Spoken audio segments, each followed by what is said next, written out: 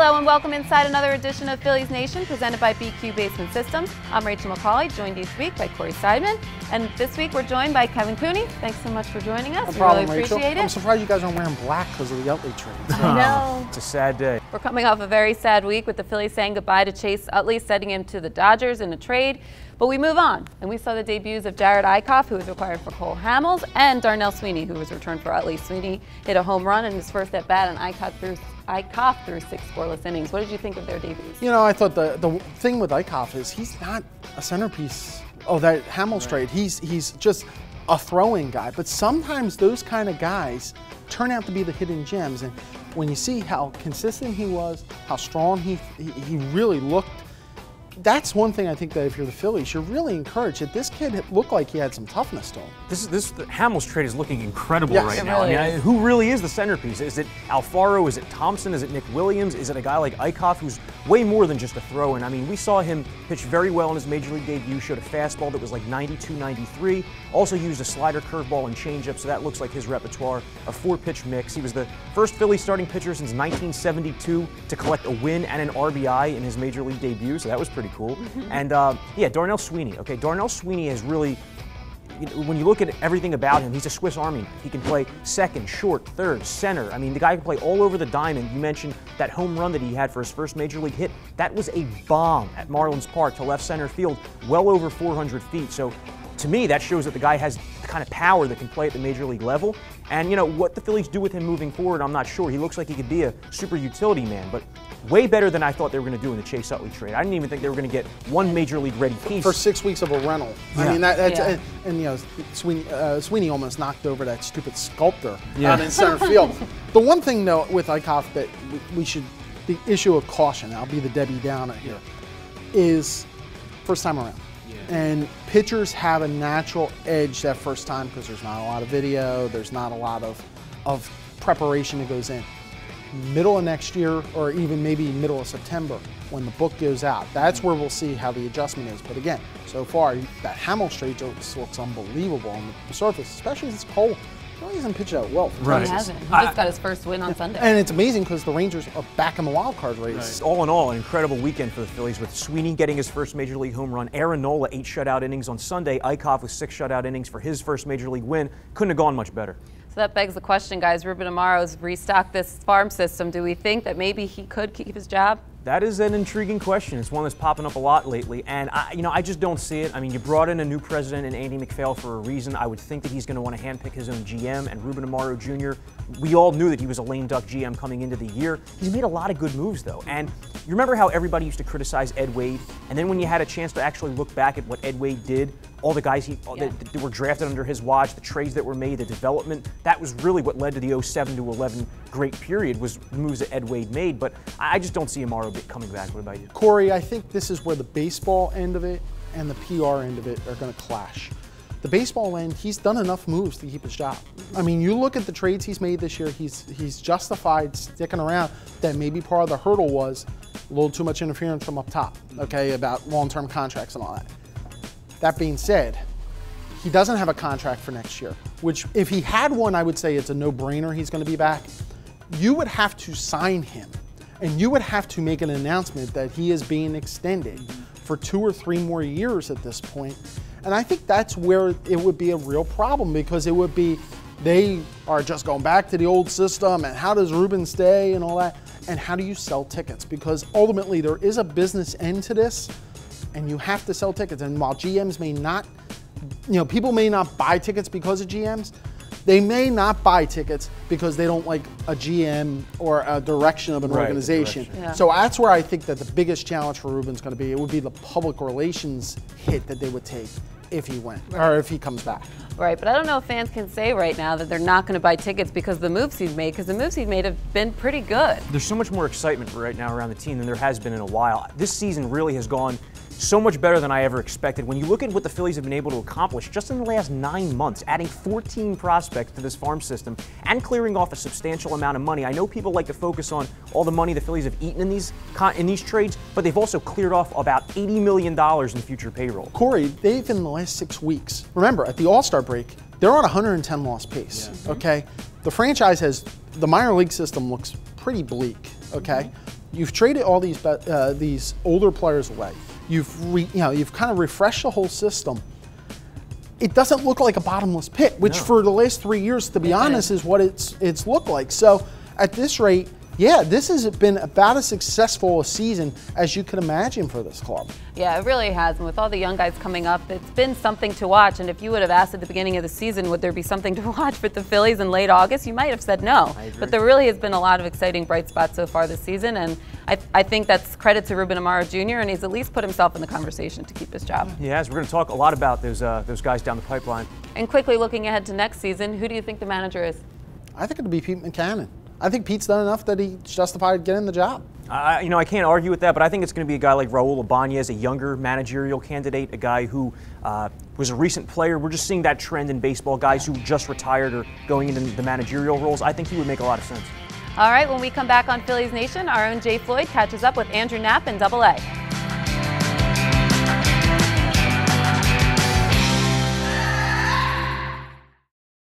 Phillies Nation is presented by BQ Basement Systems, the Philadelphia region's premier basement contractor.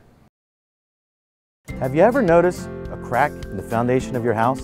Concrete and block foundations usually have at least a few cracks. The trick is recognizing which ones are serious. I founded BQ Basement Systems in 1997 to help my Delaware Valley neighbors answer that question. We specialize in foundation repairs, concrete leveling, and all things basement. Have one of our certified inspectors out for a free evaluation and estimate. If you're a sports fan, you need to check out Sports Vault. Our stores will surround you with a great selection of autographed memorabilia, licensed apparel, trading cards, and novelties. Want to meet your favorite local and national superstars? Sports Vault brings the legends to you with dozens of in-store appearances. Check out any of our 3 locations in King of Prussia, Exton, or Moorestown. Or visit sportsvaultshop.com and use the code PhilliesNation to save 20% on your next order of autographed merchandise. In a world where bankers have lost all interest, where robots and fat cats rule our fortunes, one woman will stand up and strive to do the impossible. Be treated like a person. Friends and neighbors will join her quest. Ordinary people will band together against the forces of corporate greed. And together they will form Philadelphia Federal Credit Union, already in a neighborhood near you. Philly has a long sports history filled with great players and moments. Shibe Vintage Sports in Center City relives the glory years with fashionable attire for all your favorite teams. Separate yourself from the crowd with the hippest Eagles, Phillies, Flyers, and Sixers gear. Pick up some unique shirts featuring local teams of yesteryear, or come to fun events where you can learn about your favorite teams. So if you're a sports fan, then you need to check out Shibe Vintage Sports. Visit them at 13th and Walnut or shibesports.com. Phillies Nation is filmed each week at Fieldhouse Sports and Beer Hall in Center City, Philadelphia. Come by all season long for delicious food, daily craft beer specials, and live music every Saturday. Welcome back to Phillies Nation. This segment is brought to you by the Sports Vault. Come to their store in the Moorestown Mall on September 12th to meet new Phillies closer Ken Giles. Find out more at sportsvaultshop.com. Our own Phillies Nation Jay Floyd caught up with switch-hitting catcher Andrew Knapp, who's been raking ever since he got to AA. Catching prospect Andrew Knapp has had considerable success since joining the AA Reading Fightins in June. With a quick bat and great numbers, the Phillies' backstop of the future may be emerging. It's been a good transition. I mean, as far as offensively goes, I've just been seeing the ball pretty well lately. Not trying to do too much, just trying to get something good to hit and put a good swing on it. Knapp, who was a Florida State League All-Star with High A Clearwater this year, has garnered a lot of attention for his offense, but gets loads of credit from his pitching staff for their success this season. He deserves as much credit as I do for my success. You know, he's doing a really great job. He's very, very polished behind the plate. It's something that you don't see a whole lot in the minor leagues. You know, he really knows how to calls a great game, receives the ball well. He's a really knowledgeable guy, takes control behind the plate, and I really enjoyed throwing to him. He swings it better than most catchers that I've seen. I mean, from both sides of the plate. So he's a very exciting player, at least from what I've seen so far. He's very, very good. And the guidance he supplies his pitchers with is something Knapp focuses on a lot.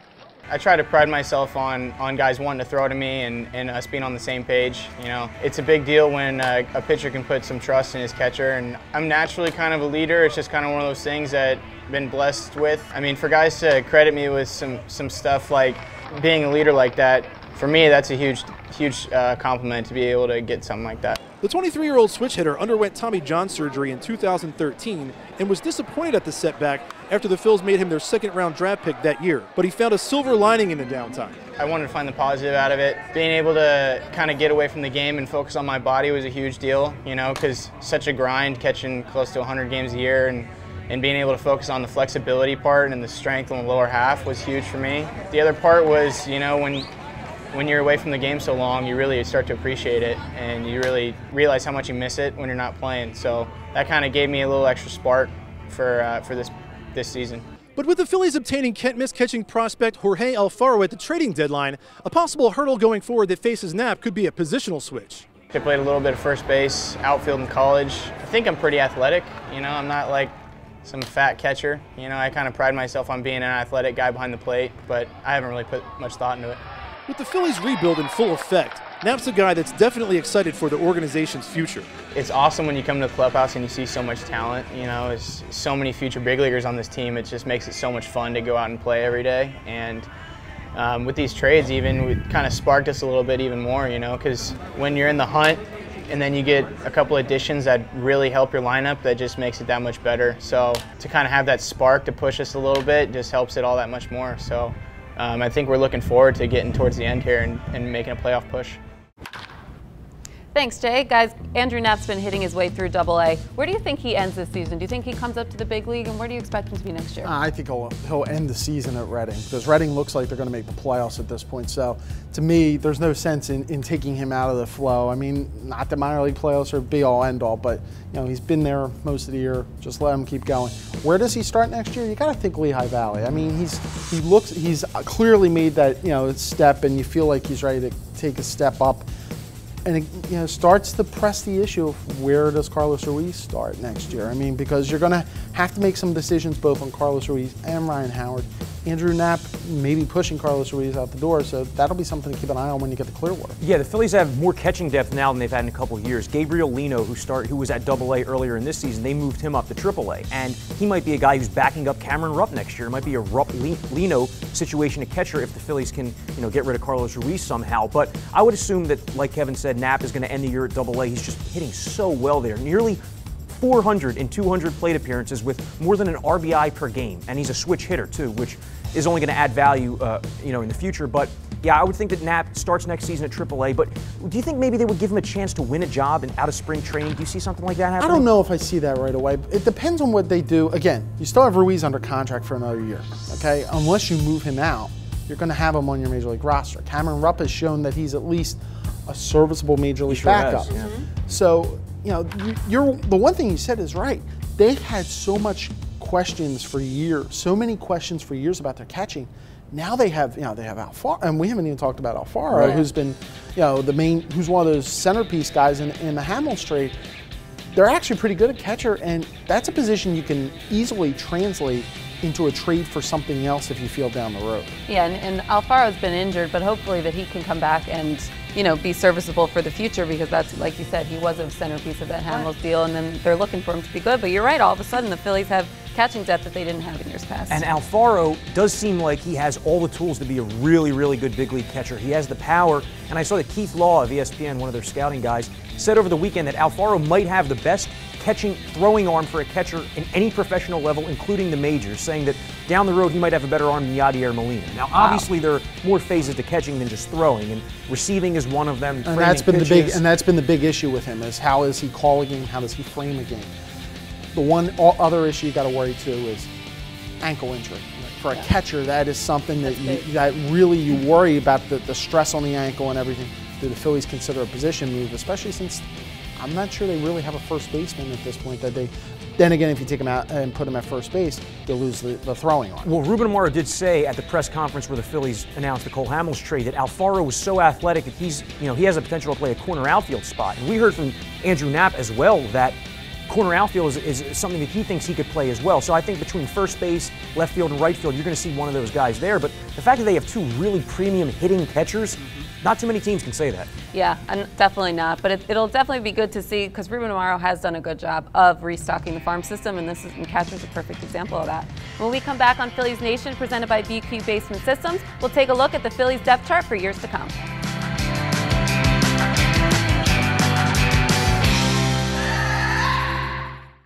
Now available for pre-sale on Amazon.com, Phillies Nation presents the 100 Greatest Phillies of All Time. The book features profiles dedicated to each top 100 player and is jam-packed with lists that are sure to spark debate, including the greatest trades, free agent signings, and draftees in club history. Go to Amazon.com today and pre-order your copy of the 100 Greatest Phillies of All Time. Hi, I'm Dr. Lenny Roberts from Summit Spine and Wellness. For well over a decade, we've been helping people in the greater Philadelphia region reach their health goals. If you suffer from stress and tension in your neck, have low back pain, or experience sciatica, let our experts take care of you.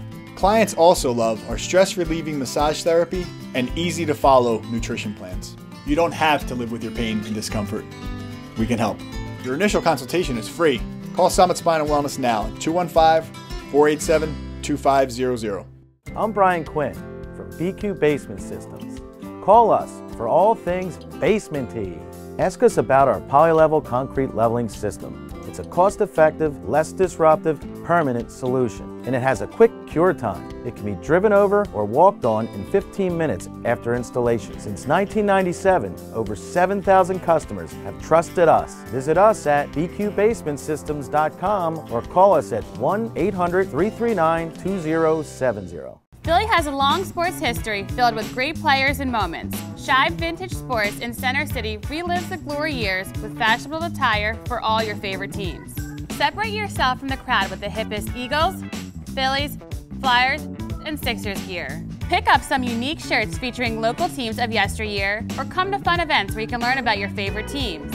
So if you're a sports fan, then you need to check out Shibe Vintage Sports. Visit them at 13th and Walnut or shibesports.com.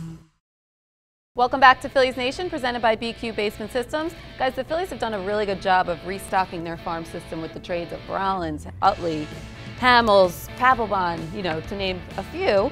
So let's take a look at the infield first. How do you think the infield shakes out over the next couple of years? Well, yeah, you're right. The Phillies have really revamped this farm system. By my count, dating back to December and all the trades, the Phillies have added 14 prospects to this farm system, which is a considerable amount. And when you look at the infield moving forward, there's a lot of moving parts because J.P. Crawford looks like he's at the center of it all. He's going to stay at shortstop. He's a dynamic defensive shortstop and a guy who I think the Phillies are hoping can bat second for many, many years. But that would probably push Freddie Galvis to a utility role or maybe a second base. Cesar Hernandez is also there in the picture. Maybe Cesar Hernandez is a trade chip because the Phillies also have Scott Kingery, a second baseman they drafted out of Arizona in the second round this past year.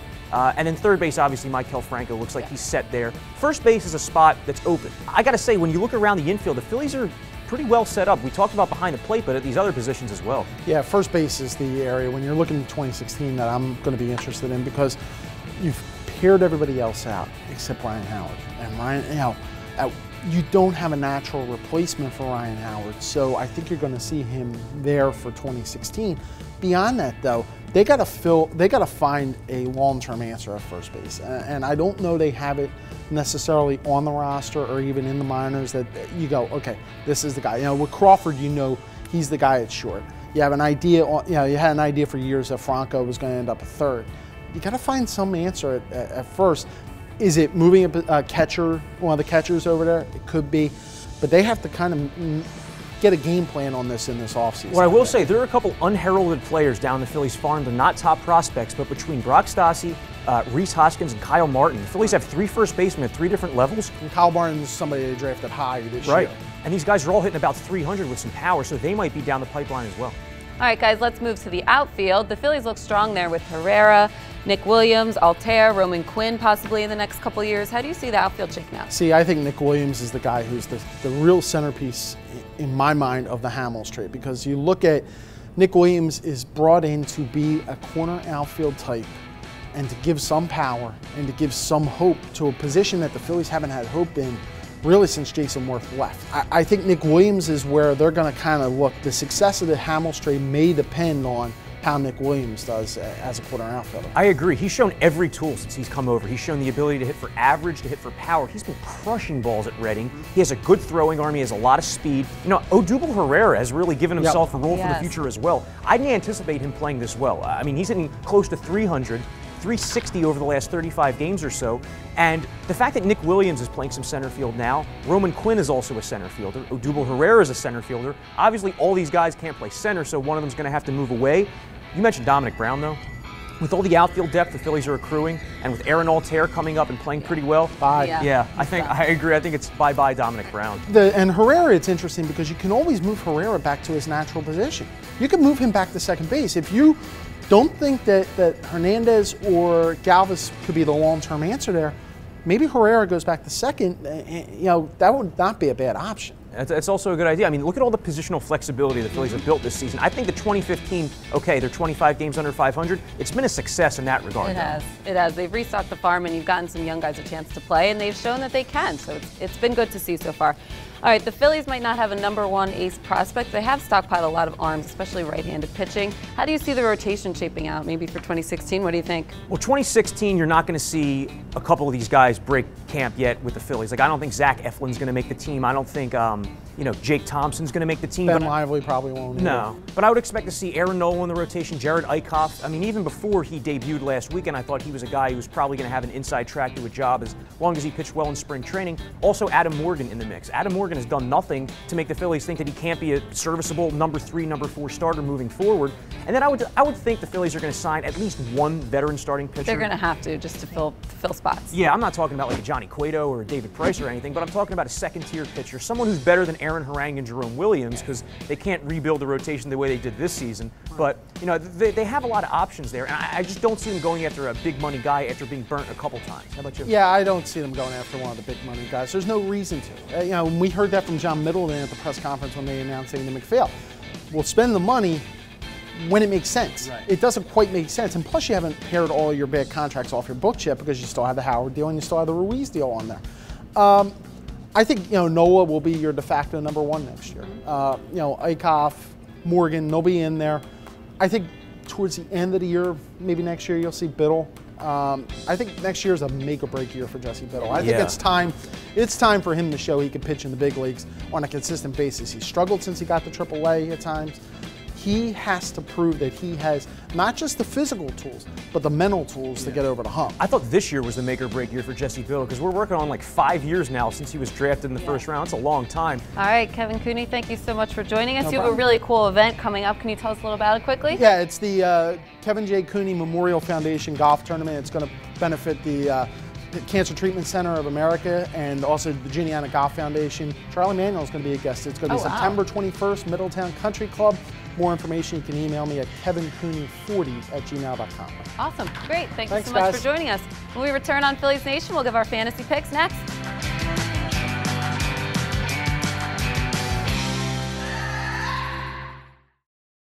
Play daily fantasy baseball for free on DraftKings.com with the official daily fantasy partner of Major League Baseball. Enter promo code PHILS for free entry. Behold, we are in the presence of champions. Fantasy sports legends who have earned hundreds of thousands of dollars playing online. Meet Arlie Gonzalez. Average guy, superior sports knowledge. Picked a team in minutes and won enough to throw the party of a lifetime. In outer space. Former accountant Derek Bradley. DraftKings One Day Fantasy Baseball took him from a guy with holes in his underpants to a guy with bikini models in them. How do we turn our love of fantasy sports into reality cash? DraftKings.com. They have one-day games, so you're not locked in. It's like a new season every time you play. And best of all, you could win a shipload of money. Start playing today for your share of $1 billion. Use promo code PITCH and get free entry in our 100K baseball contest on opening day. More sports, more winners, more millionaires. Get to DraftKings.com now. In a world where bankers have lost all interest, where robots and fat cats rule our fortunes, one woman will stand up and strive to do the impossible. Be treated like a person. Friends and neighbors will join her quest ordinary people will band together against the forces of corporate greed. And together, they will form Philadelphia Federal Credit Union, already in a neighborhood near you. Spring is in the air.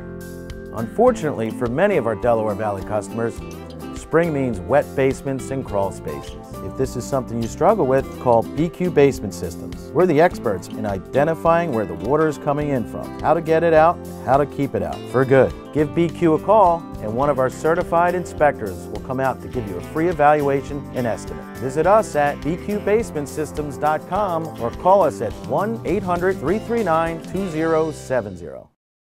Phillies Nation is presented by BQ Basement Systems, the Philadelphia region's premier basement contractor. Our fantasy baseball recap is presented by DraftKings. Play daily fantasy baseball for free on DraftKings.com. Enter the promo code PHILS for a free entry. Corey, who do you like this week? This week, I like Jackie Bradley Jr. He's my hitter from the Red Sox. Over the last 2 weeks, he leads baseball in batting average, OPS, runs, and RBIs. He's on fire, really making up for all the lost time earlier in the season when he was struggling. And on the mound, I have Kevin Gausman, staying in the AL East, the Baltimore Orioles starting pitcher. 22 strikeouts in his last 20 innings, pitched great on Sunday, and he has the Tampa Bay Rays coming up this week. Current Rays have just 1 home run against Gausman in 73 at-bats and something like 20 to 25 strikeouts, so that looks like another good start coming for Kevin Gausman. How about you?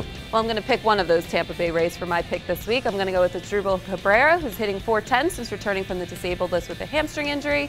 And then for my pitcher, I'm going to go out on a little bit of a limb here. I'm going to pick Jorge De La Rosa from the Colorado Rockies. It's a risk anytime you pick a Rocky, but what I'm thinking is that he has great road numbers. He's got a 3.17 ERA on the road. Has only allowed 3 runs once in his last 10 starts. More than 3 runs. It's a good pick. Jorge De La Rosa actually has the most wins in the history of Coors Field, and he's always pitched well in Colorado, but this year he's been way better on the road, like you said. Yeah, and they're playing at Atlanta and Pittsburgh, so I like that.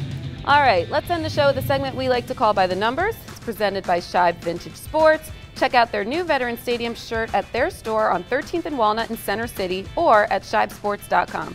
Corey, your number this week's 45. 45, yeah. It deals with 2 Phillies backups. Guys the Phillies signed to minor league deals over the offseason. Nobody really thought anything of them. Jeff Francoeur and Andres Blanco. They've combined for 45 extra base hits, okay? 17 home runs, 53 RBIs, and a combined .283 batting average out of Blanco and Francoeur, who have both given the Phillies way more than anyone expected. Those numbers pretty much identical to what Troy Tulowitzki's done this season. Wow. And that's from 2 guys who were signed for about, I don't know, $1.5 million, $2 million. So between Francoeur and Blanco, I would think at least one of them will be back next year as kind of a veteran in this clubhouse. Yeah, I agree. How about you? What's your number? My number is number 4, and it has to do with Cameron Rupp. Cameron Rupp has 4 home runs in the month of August in his 11 appearances, and each home run came in a game that Aaron Nola started. So obviously there's something going on between the 2 of them, and then they like playing together. So that's a good sign for both of them. So we'll see how it goes the rest of the way with them. Yeah, for sure. I mean, we talked about Andrew Knapp and Jorge Alfaro a little bit earlier. Cameron Rupp saying, don't forget about me. Yeah, he's got 5 home runs this season, so he's done pretty well. All right, guys, thanks so much to Corey, Kevin, and Jay, and we'll see you next week on Phillies Nation.